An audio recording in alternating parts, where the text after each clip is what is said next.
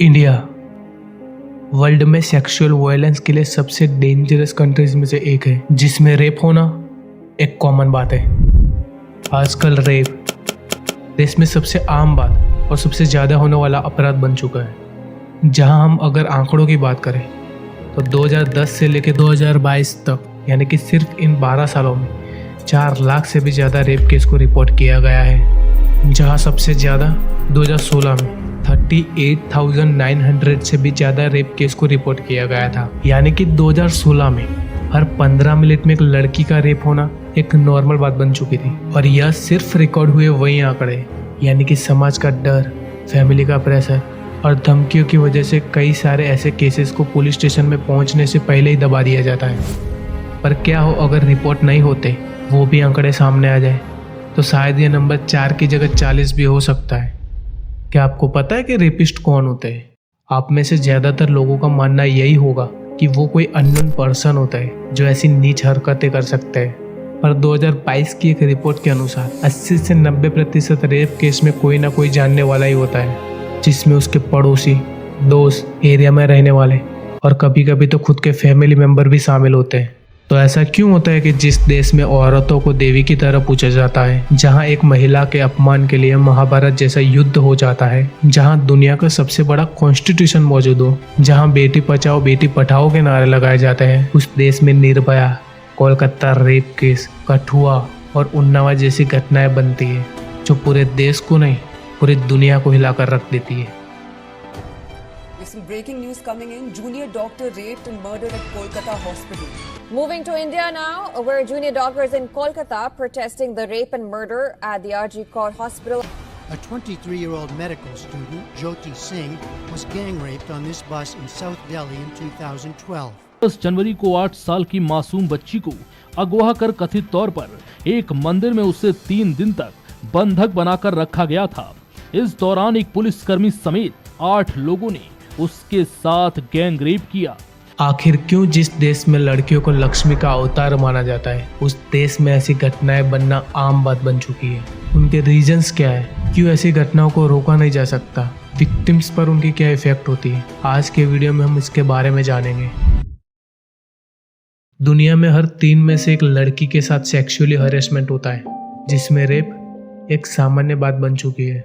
Rape कि जिसको दुनिया में 2 दृष्टिकोण यानी कि 2 पॉइंट ऑफ व्यू से देखा जाता है, एक कानूनी दृष्टिकोण और दूसरा सामाजिक दृष्टिकोण। जहां हम कानूनी दृष्टिकोण यानी कि कानूनी पॉइंट ऑफ व्यू की बात करें तो रेप के लिए अलग अलग देशों में अलग अलग कानून बनाए गए हैं। जहां एक स्थान पर इसे गंभीर अपराध मानकर रेपिस्ट को फांसी की सजा मिलती है, वहीं दूसरे स्थान पर इसे सामान्य मानकर लड़कियों को उन्हीं के रेपिस्ट के साथ शादी करवा दी जाती है।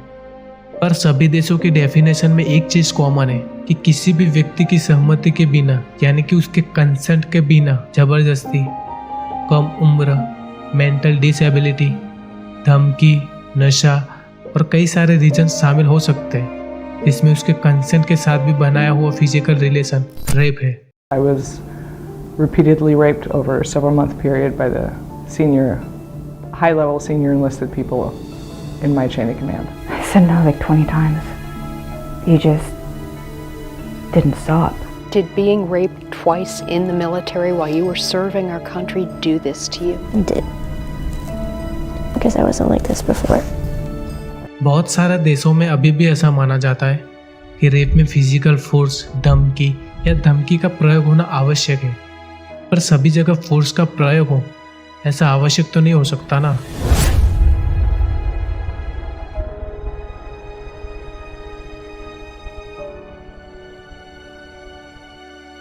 अगर किसी व्यक्ति की उम्र कानूनी परिभाषित की गई उम्र से कम हो, यानी कि अगर इंडिया की बात करें तो 18 साल से कम हो, तो कंसेंट के साथ भी बनाया हुआ फिजिकल रिलेशन रेप है। शायद आप में से बहुत सारे लोगों को ये पता नहीं होगा कि मैरिटल रेप एक्ट भी होता है, जिसमें मैरिज लाइफ के दरमियान हस्बैंड वाइफ की सहमति के बिना संभोग करता है तो उसे भी रेप कंसिडर किया जाएगा। और उसके लिए कानून भी बनाया गया है। न्यूजीलैंड, ग्रीस, अर्जेंटीना जैसे दुनिया में 100 से भी ज्यादा देशों में मैरिटल रेप एक्ट को कंसीडर किया जाता है, पर इंडिया में इसको लागू नहीं किया गया।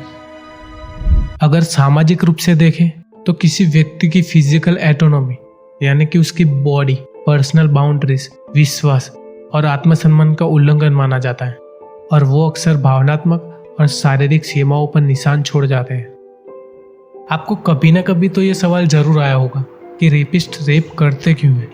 इन सवालों पर कई रिसर्च किए गए जिसमें यह सामने आया कि कुछ रेपिस्ट रेप सिर्फ उनकी सेक्सुअल डिजायर के लिए नहीं बल्कि लड़कियों पर अपना पावर दिखाने के लिए और उनको कंट्रोल करने के लिए किए थे। हम एक ऐसे समाज में रहते हैं जहाँ कई लोगों का ऐसा मानना है कि आदमी महिलाओं की तुलना में हमेशा ऊपर होते हैं और महिलाओं पर उनका हक होता है। और यह विचारधारा सिर्फ आदमियों की नहीं बल्कि जनानी तो नीचे ही आ गया, चाहे किसी ये बड़ी हो, किसी ये नहीं चाहिए, पढ़ाई करने के बाद भी पढ़ाई करने के बाद बराबर का हो जाए हक। कुछ रेपिस्ट में ये देखा गया कि वो साइकोपैथी और सोशियोपैथी जैसी बीमारी के शिकार है, जहाँ लड़कियों को वो सिर्फ एक वस्तु की तरह देखते हैं और उनका यूज करते हैं। अगर कोई शरीफ लड़की होती है रात को 9 बजे मतलब नहीं घूमती है, लड़के भी उतने उससे ज़्यादा जिम्मेदार है रेप के लिए, ये लड़के हैं उससे ज़्यादा। ऐसे ही फिल्मों और मीडियाओं में रेप को अंधेरी गलियों, सुनसान रास्तों और अजनबियों से जुड़ा हुआ दिखाया जाता है, जो लोगों में मिथक और गलत धारणाओं को बनाए रखने में हेल्प करता है। पर मोस्टली ऐसे केसेस में कोई ना कोई जानने वाला और ऐसी जगह पर होता है जो विक्टिम्स पहले से ही जानती हो। पर क्या होता होगा जब ये कानूनी व्यवस्थाएं, social media, police, women organisation जैसी कोई चीज एग्जिस्ट ही नहीं करती थी। यहाँ हम प्राचीन भारत की बात कर रहे हैं कि जिसमें सबसे पहले रेप और उसकी सजा के बारे में मनुस्मृति में लिखा गया, जिसमें कास्ट के बेसिस पर रेप को डिवाइड किया था, जिसमें नीची जाति के रेपिस्ट को हार्ड पनिशमेंट मिलती जहाँ मौत की सजा भी शामिल थी और वहीं ऊंची जाति के रेपिस्ट को कम सजा या फिर सिर्फ जुर्माना लेकर ही छोड़ दिया जाता। उसके बाद अर्थशास्त्र में भी रेप के बारे में उल्लेख किया गया है और उसमें भी सजा का प्रावधान कास्ट के आधार पर ही किया गया था। यानी कि प्राचीन भारत में जातियों के आधार पर भेदभाव किया जाता। आज 1 महीना पूरा हो गया है, मुलाकरम लेने आए हैं। आप यहीं रुकिए, मैं अभी आती हूँ। रुको, उससे पहले तुम्हारे स्तन का परीक्षण होगा। उसके आकार और वजन के हिसाब से मुलाकरम तय किया जाएगा। भेदभाव, समाज का डर और ना के बराबर सजा, इन सभी कारणों की वजह से ज्यादातर महिलाएं न्याय तो छोड़ो बताने में भी डर महसूस करती थी। इन लिखित कानूनों के अलावा माना जाता है कि कई लोकल कम्युनिटीज में भी उनकी प्रथाओं के अनुसार कानून मौजूद थे। अगर आधुनिक भारत की बात करें तो रेप और उसकी सजा के बारे में सबसे पहले अंग्रेजों द्वारा 1860 में लिखा गया था।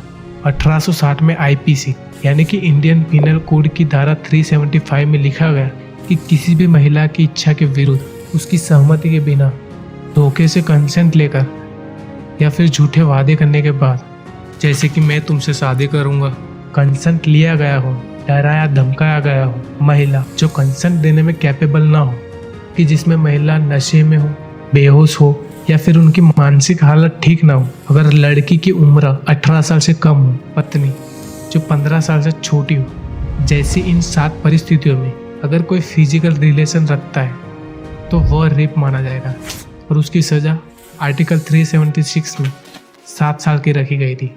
1960 से लेकर 1983 तक यानी कि इन 123 सालों में आईपीसी की धारा 375 और 376 में कोई चेंजेस नहीं किए गए। पर 1983 में मथुरा केस 1972 की वजह से यानी कि केस के 11 साल के बाद पहली बार आर्टिकल 375 और 376 में चेंजेस किए गए।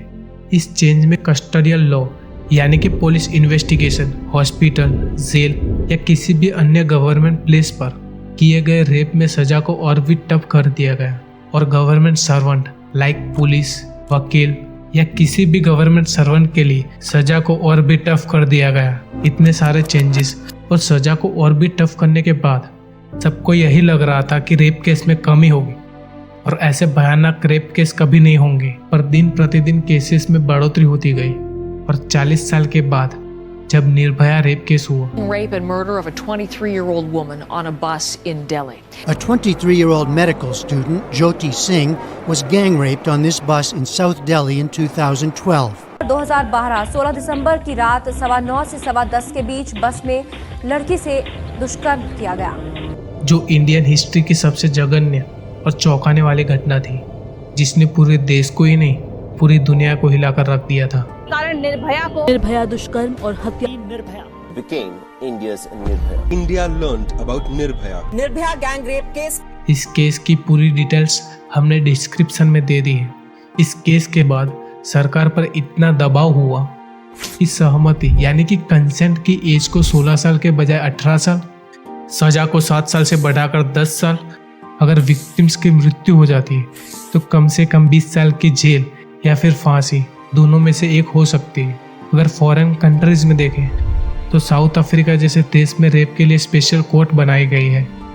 सऊदी अरेबिया, जहां रेप करने पर कोड़े मारने की सजा भी मिलती है और उसमें विक्टिम्स को 4 पुरुष की गवाही की आवश्यकता रहती है। अफगानिस्तान, जहां लीगल सिस्टम रीति रिवाजों और जनजातीय कानूनों से प्रभावित होती है, जिसकी वजह से कई बार विक्टिम्स को उनके रेपिस्ट के साथ शादी करने पर मजबूर किया जा सकता है। सोमालिया जैसे देश में 2018 से पहले रेप के लिए कोई कानूनी व्यवस्था भी नहीं थी, पर 2018 में इसके लिए स्पेशल कानून बनाए गए। इतने सारे कानून, पनिशमेंट और सोशल मीडिया द्वारा अवेयरनेस, फिर भी हर 20 मिनट में एक लड़की का रेप होता है और न्याय पाने के लिए विक्टिम्स को अक्सर कई चुनौतियों का सामना करना पड़ता है, जहाँ ठोस सबूत कि जिसमें DNA, आई विटनेस, शारीरिक चोट का होना उनके शरीर पर, कई बार तो विक्टिम्स को यह साबित करना पड़ता है कि उसने कंसेंट नहीं दिया था। समाज के सो कॉल्ड लोगों द्वारा विक्टिम्स को उनके बिहेवियर, कपड़ों या फिर लाइफस्टाइल की वजह से ब्लेम किया जाता है। क्या आपको पता है कि ऐसी घटनाओं का दिमाग पर क्या असर होता है?